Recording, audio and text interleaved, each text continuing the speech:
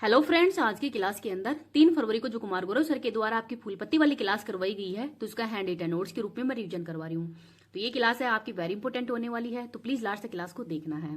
आप क्लास आपकी कंटिन्यू रहेगी। तो क्वेश्चन नंबर 1 को देखते हैं। कानूनी अधिकार प्राप्त करने वाले माउंट तारानाकी का संबंध किससे है? तो न्यूजीलैंड से है। तो न्यूजीलैंड के द्वारा ही जो माउंट तारानाकी है, इनको इंसान के समान ही कानूनी अधिकार दिया गया है, अर्थात मानव का दर्जा दिया गया है। और उर्वेरा राष्ट्रीय उद्यान है और तथा वांगानुई नदी है, इनको भी दर्जा दिया गया है। जो माउंट तारानाकी है, ये 8,261 मीटर इसकी ऊंचाई है और ये पवित्र स्थान है माओरी, जो कि यहाँ की स्थानीय जनजाति है, उसका ही पवित्र स्थान है। नेक्स्ट देखते हैं। न्यूजीलैंड की राजधानी वेलिंगटन है और माउंट कुक, तो माउंट कुक है, ये कहाँ पे है? तो भी न्यूजीलैंड के अंदर ही है, तो इसको भी याद रख लेना। आगे देखते हैं question number 2। Axiom mission 4AX4 से ही अंतरराष्ट्रीय अंतरिक्ष स्टेशन पर ही जाने वाले भारतीय अंतरिक्ष यात्री कौन होंगे? तो इनका नाम है शुभांशु शुक्ला। तो AX4 एक्सियोम मिशन 4 अंतरिक्ष यात्री है, वो अंतरराष्ट्रीय स्पेस स्टेशन के अंदर ही जाएंगे। तो इसमें भारतीय ग्रुप के कैप्टन है शुभांशु शुक्ला, हंगरी के पहले व्यक्ति हैं टिबोर कापू और पोलैंड के हैं स्लावोज, तो स्लावोज है ये पोलैंड के हैं। पैंगी विट्सन है और पैंगी विट्सन, तो 14 दिन तक अंतरिक्ष के अंदर रहेंगे। तो 4 व्यक्ति जा रहे हैं। भारतीय ग्रुप के हैं शुभांशु शुक्ला, हंगरी के हैं टिबोर कापू, पोलैंड के हैं स्लावोज। इन सबका नाम हो याद रख लेना। लल्लन टॉप क्वेश्चन वो भी मैं क्लास के लास्ट में करवा दूंगी, तो उनको भी देख लेना। आगे है क्वेश्चन नंबर 3। रामसर साइट की सूची में ही शामिल खच्चो पलरी आर्द्रभूमि कहाँ पे स्थित है? तो सिक्किम के अंदर। तो रामसर साइट पहले 85 थी, वर्तमान में 89 हो गई है। तो 4 नई रामसर साइट है, इनको भी शामिल किया गया है। तो एशिया में सर्वाधिक रामसर साइट है, वो भारत के अंदर ही है, लेकिन विश्व के अंदर 3rd स्थान है। तो पहला स्थान यूके का है, सेकंड स्थान मैक्सिको का है और 3rd स्थान भारत का है। तो भारत में भी पहला स्थान तमिलनाडु का है, 2nd स्थान है उत्तर प्रदेश का। तो 4 नई रामसर साइट शामिल की गई है। खच्चोपल्ली ये सिक्किम के अंदर है, उदुवा झील झारखंड के अंदर है, थारतगल पक्षी अभ्यारण्य और शंकर कोटटई बर्ड सेंचुरी, ये दोनों ही तमिलनाडु के अंदर है। तो इन सबका नाम थोड़ा याद रख लेना, इंपोर्टेंट है ये। इस क्लास की PDF है, वो मैं टेलीग्राम पे डाल दूंगी। टेलीग्राम का लिंक इस वीडियो के कमेंट सेक्शन के अंदर पिन कर दूंगी। अगर आपको वीडियो पसंद आए तो प्लीज आप इसको ज्यादा ज्यादा लाइक एंड शेयर कर देना। अभी तक चैनल को सब्सक्राइब नहीं किया तो प्लीज चैनल को सब्सक्राइब भी कर लीजिएगा। नंबर 4 देखते हैं। Colonel CK Naidu lifetime achievement पुरस्कार से किसे सम्मानित किया गया है? तो सचिन तेंदुलकर को। तो BCCI के द्वारा ही जो वार्षिक नमन अवार्ड है, ये मुंबई के अंदर ही दिए जाते हैं। तो इनमें colonel CK Naidu lifetime achievement award है, ये सचिन तेंदुलकर को दिया गया है और क्रम के हिसाब से 31वें नंबर के हैं। सर्वश्रेष्ठ पुरुष के अंदर ही पॉलीमर उमरीगर अवार्ड है, ये जसमीत बुमराह को दिया गया है। और टेस्ट के अंदर भी जो सर्वश्रेष्ठ अवार्ड है, वो जसमीत बुमराह को ही दिया गया है। महिला के अंदर स्मृति मंदाना को विशेष अवार्ड है, ये R अश्विन को दिया गया है। इनको पद्मश्री अवार्ड से भी सम्मानित किया है 2025 के अंदर और इनकी पुस्तक है I have the street. T20 के अंदर ही बेस्ट प्लेयर है अर्शदीप, तो अर्शदीप है ये T20 के अंदर बेस्ट प्लेयर है। नेक्स्ट है क्वेश्चन नंबर 5। DRDO ने ही बहुत कम दूरी की वायु रक्षा प्रणाली वर्षारोध का सफल परीक्षण कहाँ पे किया है? तो उड़ीसा के चांदीपुर के अंदर ही। समर क्या है? तो यही वायु रक्षा प्रणाली है। नेक्स्ट है क्वेश्चन नंबर 6। केंद्रीय बजट 2025-26 के अंदर ही राजकोषीय घाटा सकल घरेलू उत्पाद के कितने % रहने का अनुमान है? तो 4.4% और 2024-25 के अंदर ही 4.8% रहने का उम्मीद है। तो बजट है वो निर्मला सीतारमण के द्वारा पेश किया गया है। लगातार 8वीं बार इन्होंने ये बजट वो पेश किया है। सर्वाधिक बार मोरारजी देसाई ने पेश किया था 10 बार और निर्मला सीतारमण ने 8 बार पेश कर दिया है। तो निर्मला सीतारमण है ये मोरारजी देसाई का रिकॉर्ड तोड़ ही देगी जल्दी ही।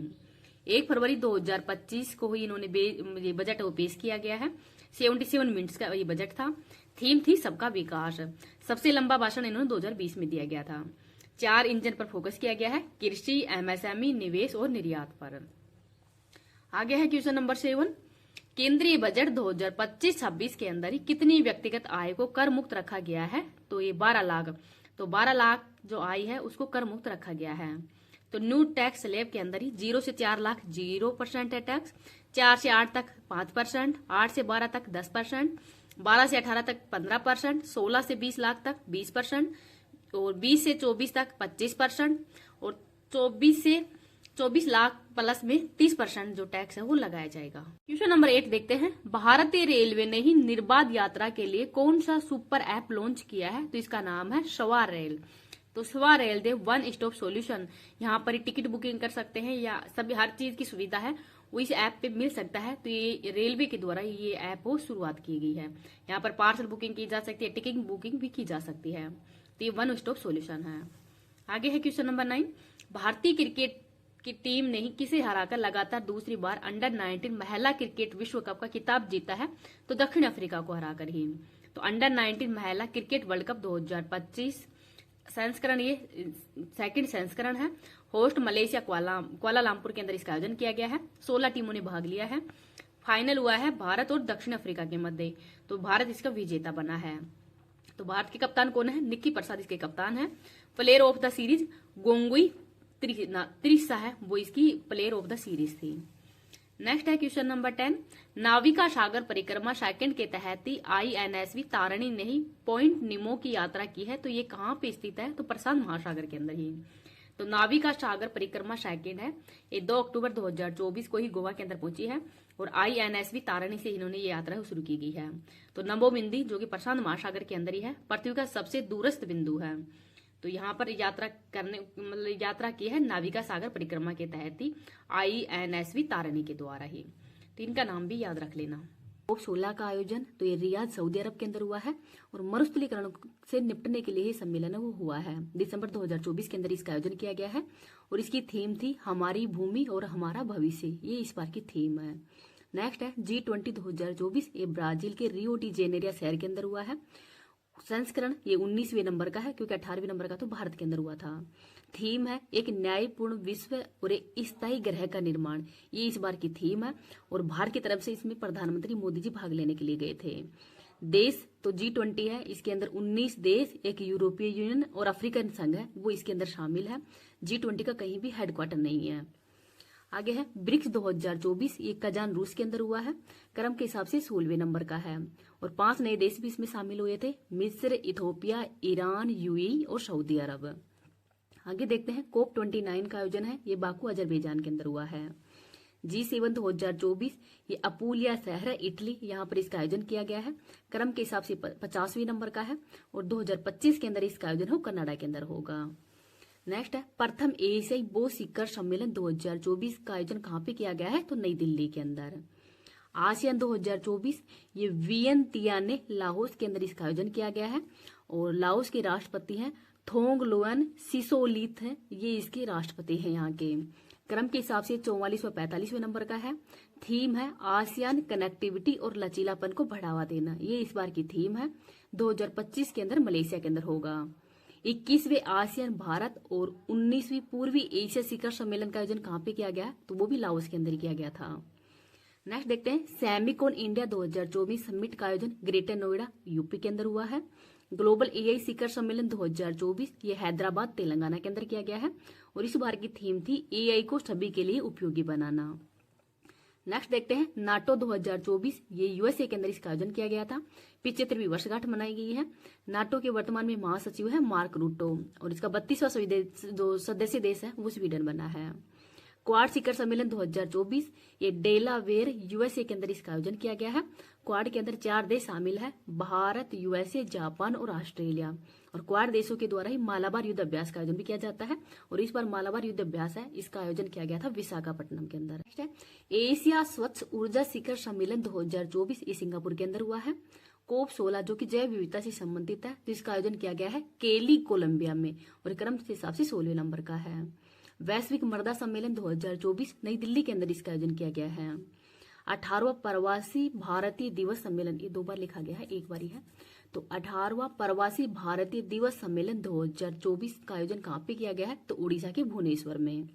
भारत समुद्री विरासत सम्मेलन 2024 नई दिल्ली के अंदर किया गया है। 10वां विश्व आयुर्वेद कांग्रेस और आयुर्वेद एक्सपो का आयोजन है, ये उत्तराखंड के अंदर किया गया है। 46वीं अंटार्कटिक संधि सलाहकार बैठक और पर्यावरण संरक्षण समिति की 26वीं बैठक का आयोजन कहाँ पे किया गया है? तो केरल के कोच्चि के अंदर इसका आयोजन किया गया है। ब्रिक्स साहित्य फोरम 2024 का आयोजन, ये भी कजान रूस के अंदर हुआ है। और ब्रिक्स के राष्ट्रीय सुरक्षा सलाहकार की बैठक, ये भी रूस के अंदर हुई है, लेकिन सेंट पीटर्सबर्ग शहर है रूस का, वहां पर इसका आयोजन किया गया था। और भारत के राष्ट्रीय सुरक्षा सलाहकार वर्तमान में कौन है, ये आपको कमेंट सेक्शन के अंदर बताना है। आगे है सेकंड अंतर्राष्ट्रीय बौद्ध मीडिया सम्मेलन का आयोजन नई दिल्ली के अंदर किया गया है। लोकतंत्र के लिए 3rd शिखर सम्मेलन का आयोजन दक्षिणी कोरिया के अंदर किया गया है। हरित हाइड्रोजन इंडिया 2024 के ही सेकंड अंतर्राष्ट्रीय सम्मेलन का आयोजन कहाँ पे किया गया है? तो भारत मंडपम नई दिल्ली के अंदर। और भारत मंडपम नई दिल्ली के अंदर ही जो पिछली बार 2024 के अंदर ही G20 सम्मेलन है, इसका आयोजन किया गया था। विश्व हाइड्रोजन शिखर सम्मेलन, जिसका आयोजन किया गया है रोटरडैम नीदरलैंड में। 8वां धर्म सम्मेलन 2024 का आयोजन अहमदाबाद गुजरात में किया गया है। 54वां विश्व आर्थिक मंच का आयोजन दावोस स्विट्जरलैंड के अंदर हुआ है। पहला संयुक्त कमांडरों का सम्मेलन कहाँ पे हुआ है? तो लखनऊ उत्तर प्रदेश में। 19वां गुट निरपेक्ष आंदोलन कहाँ पे हुआ है? तो युगांडा के कंपाला के अंदर इसका आयोजन किया गया है। ग्लोबल एरोस्पेस शिखर सम्मेलन का 7वां संस्करण आबू धाबी के अंदर हुआ है। 4th राष्ट्रीय हिंदी विज्ञान सम्मेलन 2024 ये भोपाल मध्य प्रदेश के अंदर हुआ है। पहला विश्व दृश्य सर्वे और मनोरंजन शिखर सम्मेलन का आयोजन ये गोवा के अंदर हुआ है। SCO 2024 का आयोजन ये अस्ताना की कजाकिस्तान के अंदर हुआ है। और SCO के अंदर ही जो 10वां सदस्य देश है वो बेलारूस शामिल हुआ है, तो इनको भी याद रख लीजिएगा। और जो आसियान है इसका जो 11वां सदस्य देश है वो तिमोर लिस्ते है। 4 फरवरी की करंट अफेयर्स देख लेते हैं। भारत अमेरिकी गायिका चंद्रिका टंडन के ही किस एल्बम को चैट एल्बम श्रेणी के अंदर ही ग्रैमी पुरस्कार मिला है? तो इसका नाम है त्रिवेणी एल्बम। तो ग्रैमी अवार्ड ये म्यूजिक के क्षेत्र में है। पहले भारतीय हैं पंडित रविशंकर, जिनको ग्रैमी अवार्ड दिया गया था। पहली भारतीय महिला है तन्वी शाह। और 67वां ये सम्मेलन हुआ है लॉस एंजल्स USA के अंदर ही। तो यहाँ पर ही चंद्रिका टंडन जो कि भारतीय अमेरिकी सिंगर है और इनका न्यू एल्बम है त्रिवेणी एल्बम, इसी को ही new age and chant album श्रेणी के अंदर ही अवार्ड हो दिया गया है। 70वां राष्ट्रीय काउंस फिल्म फेस्टिवल का आयोजन अट्टम फिल्म है इसको दिया गया था और ये मलयालम फिल्म है। नेक्स्ट देखते हैं क्वेश्चन नंबर 2। कृत्रिम सूर्य EAST का संबंध किससे है? तो चाइना से है। तो EAST चीन का ही कृत्रिम सूर्य है। टोकामेक मशीन के अंदर ही मतलब टोकामेक मशीन के रूप में इसका प्रयोग किया गया है और 1066 सेकंड के अंदर पहली बार ही चला है। 100 मिलियन तापमान उत्पन्न भी कर सकता है ये। नाभिकीय विखंडन, तो परमाणु बम है, ये नाभिकीय विखंडन पर आधारित है। और परमाणु बम बनाने वाले कौन है? ओपनहाइमर। और हाल ही के अंदर ओपनहाइमर फिल्म भी बनी थी जिसको सर्वश्रेष्ठ ऑस्कर अवार्ड भी दिया गया था। नाभिकीय संलयन, तो सूर्य पर जो एनर्जी का स्रोत है वो नाभिकीय संलयन ही है, तो इसका नाम भी याद रख लीजिएगा। नेक्स्ट देखते हैं question number 3। Navigation satellite Mitsubishi 6 को ही किसने लॉन्च किया है? तो जापान के द्वारा। तो मित्सुबिशी 6 है नेविगेशन उपग्रह है, जापान की जाक्सा कंपनी है उसके द्वारा ही लॉन्च किया गया है। रॉकेट का नाम है S3। तो स्मार्टफोन, कार, समुद्री नेविगेशन इनके अंदर इसका उपयोग किया जाएगा। 11 उपग्रह का ही नेटवर्क है। NVS-02 को ही इसरो के द्वारा लॉन्च किया गया था GSLV F-15 के द्वारा। GPS USA का है, बायोडू चाइना का है, ग्लोनास रूस का है और नावी का ये भारत का है। Question number 4। Tata steel masters 2025 का किताब किसने जीता है? तो R प्रज्ञानंद के द्वारा। तो संस्करण इसका 87वां है, होस्ट नीदरलैंड है और उपनाम है विमल्डन ऑफ चेस। विजेता R प्रज्ञानंद है, उप विजेता है D गुकेश। तो उप विजेता कौन है? D गुकेश है। D गुकेश है, इनको हाल ही के अंदर ही जो मेजर ध्यानचंद अवार्ड है उसे भी सम्मानित किया गया है, तो इनका नाम थोड़ा सा याद रख लीजिएगा। आगे है क्वेश्चन नंबर 5। अंतरिक्ष में 62 घंटे और 6 मिनट के ही स्पेस वॉक का नया रिकॉर्ड बनाने वाली महिला अंतरिक्ष यात्री कौन है? तो इनका नाम है सुनीता विलियम्स। तो स्टार लाइनर जहाज की जो बोइंग कंपनी है उनके जहाज से ये सुनीता विलियम्स है, बोइंग कंपनी के जहाज से ही ये मतलब अंतरिक्ष के अंदर गई थी। और जो अंतरिक्ष स्पेस एजेंसी है इसकी स्थापना 1998 के अंदर ही USA और रूस के सहयोग से की गई थी। तो 52 घंटे 6 मिनट स्पेस वॉक करने वाली पहली महिला अंतरिक्ष यात्री है वो सुनीता विलियम्स वो बन गई है। इसमें जाने वाले पहले व्यक्ति यूरी गागरिन है। तो 12 अप्रैल 1961 को ही इन्होंने पहला पग है वो रखा था अंतरिक्ष में। और पहली महिला है वेलेंटीना। नेक्स्ट है क्वेश्चन नंबर 6। दुनिया भर में ही विश्व कैंसर दिवस कब मनाया जाता है? तो 4 फरवरी को। इस बार की थीम क्या है? तो यूनाइटेड बॉय यूनिक, ये इस बार की थीम है। और विश्व आर्द्र भूमि दिवस 2 फरवरी को मनाया जाता है। थीम है हमारे साझा भविष्य के लिए ही आर्द्र भूमि की रक्षा। और वर्तमान में भारत के अंदर रामसर साइट 89 है। सबसे ज्यादा विश्व के अंदर UK में है, फिर मैक्सिको में, फिर भारत के अंदर ही है। और भारत में सबसे ज्यादा तमिलनाडु में है, फिर उत्तर प्रदेश में है। नेक्स्ट है क्वेश्चन नंबर 7। बनारस हिंदू विश्वविद्यालय के ही शोधकर्ताओं द्वारा खोजी गई एपिकोकम इंडिकम का संबंध किससे है? तो फंगी से है। तो पौधों में ही लीक स्पॉट डिजीज जो धब्बेदार पत्ती है उनसे ये रोग हो जाता है। और कफ का दर्द क्या कहलाता है, तो माइकोलॉजी कहलाता है। नंबर 8 देखते हैं, सुप्रीम कोर्ट के निर्देशानुसार ही सम्मान पूर्वक मरने के अधिकार के लिए ही कानून ढांचा बनाने वाला पहला राज्य कौन सा है, तो ये कर्नाटक है। आगे है क्वेश्चन नंबर 9, केंद्रीय बजट 2025-26 में ही सूक्ष्म उद्यम के लिए ही निवेश की कितनी सीमा निर्धारित की गई है, तो 2.5 करोड़ रुपए। नेक्स्ट है क्वेश्चन नंबर 10, दिवंगत नवीन चावला कौन थे, तो ये भारत के मुख्य चुनाव आयुक्त है, तो इनका नाम भी याद रख लीजिएगा।